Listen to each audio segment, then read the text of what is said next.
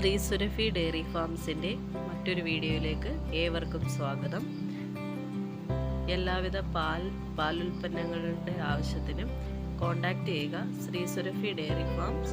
Contact number 9048906091 9746069935.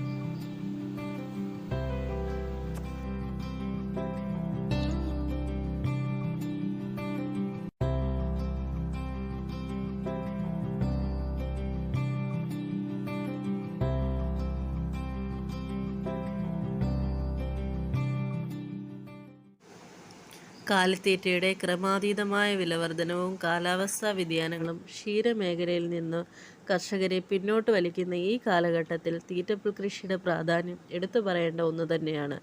തെക്കു പടിഞ്ഞാറൻ monsoon സമയം തെറ്റിക്കാതെ എത്തിക്കഴിഞ്ഞു. ജൂൺ മുതൽ സെപ്റ്റംബർ വരെയുള്ള സമയം തീറ്റപ്പുൽ കൃഷിക്ക് അനുയോജ്യമാണ്. ഇന്നത്തെ നമ്മുടെ വീഡിയോയിൽ തീറ്റപ്പുൽ കൃഷിരീതികളെ പറ്റിയാണ് വിവരിക്കുന്നത്. നമ്മളെപ്പോഴും ഒരു കൗ ഫാം തുടങ്ങുന്നതിന് തൊട്ട് മുൻപ് തന്നെ ഫോഡർ കൾട്ടിവേഷൻ ചെയ്തിരിക്കണം. അത് ഫാമിൻ്റെ മുന്നോട്ടുള്ള സുഗമമായ യാത്രയിൽ അനിവാര്യമാണ്. തീറ്റപ്പുൽ കൃഷിയിൽ നിന്ന് ക്ഷീരകർഷകരെ പിന്നോട്ട് വിളിക്കുന്ന താരതമ്യേന കൂടിയ ചിലവുകളും സ്ഥലപരിമിതിയും തന്നെയാണ്. എന്നാൽ ഈ കൃഷിക്കായി നമ്മൾ മുടക്കുന്ന പൈസ ഒരിക്കലും പാഴായി പോവുകയില്ല.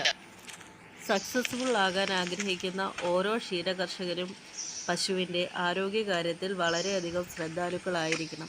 കാലിത്തീറ്റകൾ ആവശ്യത്തിന് മാത്രം കൊടുത്ത് ധാരാളം പച്ചപ്പുൽ അവർക്ക് നൽകണം.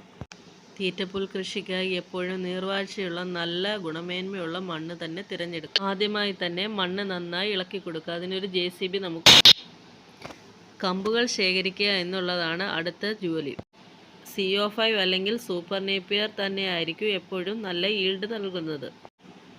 കമ്പുകൾ ലഭ്യമായാൽ അന്ന് തന്നെ നടുന്നതാണ് ഏറ്റവും ഉചിതം. കമ്പുകൾ മുറിച്ചെടുക്കാനായി നല്ല മൂർച്ചയുള്ള കത്തി തന്നെ ഉപയോഗിക്കാൻ എപ്പോഴും ശ്രദ്ധിക്കുക. കമ്പുകൾ സൂക്ഷിക്കുന്നതിന് വെയിലില്ലാത്ത മരത്തണൽ തന്നെ ആണ് അനുയോജ്യം. കമ്പുകൾ വൃത്തിയാക്കിയ ശേഷം 2 മുട്ട് വരുന്ന കണക്കിന് കമ്പുകൾ മുറിച്ചെടുക്കുകയാണ് ഞങ്ങൾ ചെയ്യാറുള്ളത്.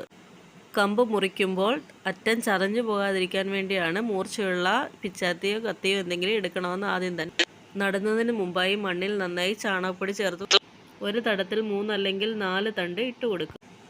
തണ്ട് നട്ട അന്ന് മുതൽ ജലലഭ്യത ഉറപ്പുവരുത്തുക. സ്പ്രിംഗ്ലർ അല്ലെങ്കിൽ ഡ്രിപ്പ് ഇറിഗേഷൻ സൗകര്യം ഉപയോഗിക്കുക. ചാണകപ്പൊടി കൂടാതെ 1 മാസം കഴിയുമ്പോൾ രാസവള പ്രയോഗം, അതായത് യൂറിയ ഇട്ട് കൊടുക്കുന്നത് വളർച്ചയ്ക്ക് നല്ലതായി കാണപ്പെടുന്നുണ്ട്. കൂടുതൽ ഏരിയ കൃഷി ചെയ്തിട്ടുണ്ടെങ്കിൽ 75-ാം ദിവസം മുതൽ തന്നെ വിളവെടുത്ത് തുടങ്ങും. കൃഷിക്ക് വേണ്ടിയുള്ള സ്ഥലം തിരഞ്ഞെടുക്കുമ്പോൾ എപ്പോഴും വെള്ളക്കെട്ടില്ലാത്തിടം നോക്കിയെടുക്കുക. അല്ലെങ്കിൽ വെള്ളം കയറാത്ത സ്ഥലം തിരഞ്ഞെടുക്കുന്നതായിരിക്കും നല്ലത്. 90 ദിവസമായ നമ്മുടെ പുല്ലിൻ്റെ വളർച്ചയാണ് ഇപ്പോൾ കാണുന്നത്.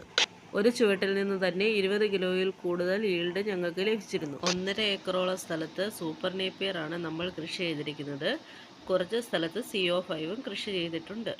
വർഷം മുഴുവൻ വെള്ളവും വളവും ലഭ്യമാക്കുക എന്നതാണ് ഈ കൃഷിക്ക് നമ്മൾ ചെയ്തു കൊടുക്കേണ്ട അത്യന്താപേക്ഷിതമായിട്ടുള്ള കാര്യം.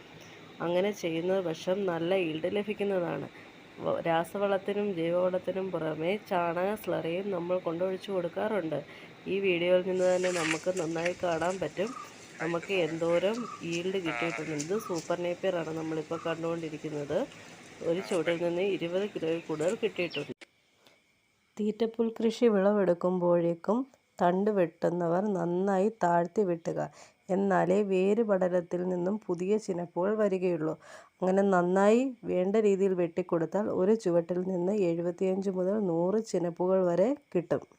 മഴക്കാലത്ത് ഒരു മുട്ട അടിയിലാക്കി 45 ഡിഗ്രി ചരിച്ചു വേണം തീറ്റപ്പുൽ നടാൻ. വെട്ടിയെടുക്കുന്ന തീറ്റപ്പുല്ല് ചാഫ് കട്ടറിൽ ചെറുതായി അരിഞ്ഞാണ് നമ്മൾ കന്നുകാലികൾക്ക് കൊടുക്കാറുള്ളത്. അവർ ഒട്ടും വേസ്റ്റാക്കാതെ മുഴുവൻ കഴിക്കുന്നതാണ് നമുക്ക് ഇതിൽ നിന്ന് കിട്ടുന്ന ഒരു ഗുണം. തീറ്റപ്പുല്ല് പൂവിട്ട് കഴിഞ്ഞാൽ പോഷകങ്ങൾ കുറയുന്നതായി കാണപ്പെടുന്നുണ്ട്. അതിനാൽ പൂവിടുന്നതിന് മുമ്പ് തന്നെ വിളവെടുക്കാൻ എപ്പോഴും ശ്രദ്ധിക്കുക. അപ്പോൾ എങ്ങനെയാണ് തീറ്റപ്പുല്ല് കൂടുതൽ കൃഷി ചെയ്യുന്നതിലൂടെ തീറ്റച്ചെലവ് കുറയ്ക്കുന്നതെന്ന് നമുക്ക് അടുത്ത വീഡിയോയിൽ കാണാം. ഫാമിൽ TMR രീതിയിലാണ് തീറ്റ കൊടുക്കുന്നത്. അതിലൂടെ നമുക്കുണ്ടായ ലാഭം അടുത്ത വീഡിയോയിൽ ഉൾപ്പെടുത്തുന്നതായിരിക്കും.